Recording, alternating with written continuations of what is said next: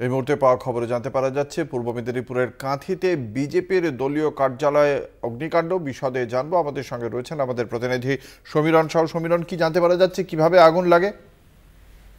দেখো অঙ্কুর, বিজেপি অভিযোগ করছে যে তৃণমূলের দুষ্কৃতী এবং তৃণমূলের যে বাইক বাহিনী রয়েছে সেই বাইক বাহিনী রাতের বেলা দলীয় কার্যালয় এবং একটি চায়ের দোকানে ভাঙচুর চালায়, পাশাপাশি ওই চায়ের দোকানে আগুন লাগিয়ে দেয়।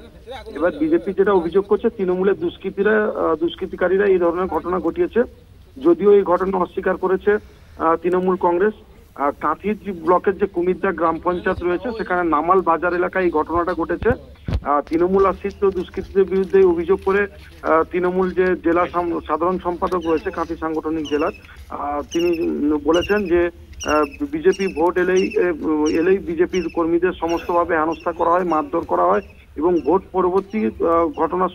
পরবর্তী সময়েও কিন্তু বিভিন্ন কেস দিয়ে বিজেপি কর্মীদের ঘরছাড়া করা হয় ওই এলাকায়। এমনটা কিন্তু বিজেপির পক্ষ থেকে দাবি করেছে চন্দ্রশেখর মণ্ডল। এবং অপরদিকে বিজেপির যে সমস্ত সাধারণ সম্পাদক বা এলাকার যে ব্লক নেতৃত্ব রয়েছে তারাও দাবি করছে যে গতকাল রাত্রি প্রায় 10টা নাগাদ তৃণমূলের বাইক বাহিনী এসে এই ধরনের ঘটনা ঘটিয়েছে।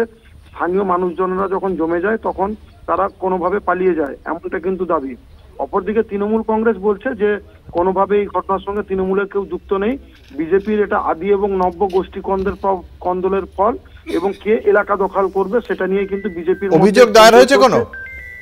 না, অভিযোগ দায়ের হয়েছে, লিখিত অভিযোগ দায়ের হয়েছে মাইজদা থানায়। তবে মাইজদা থানা পুলিশ ঘটনাস্থলে এসেছিল, খতিয়ে দেখেছে, তারা আশ্বাস দিয়েছে যে উপযুক্ত ব্যবস্থা গ্রহণ করবে বলে জানতে পারছি আমরা পুলিশ সূত্রে। ধন্যবাদ। আমাদের সঙ্গে ছিলেন আমাদের প্রতিনিধি সমীরণ সাউ।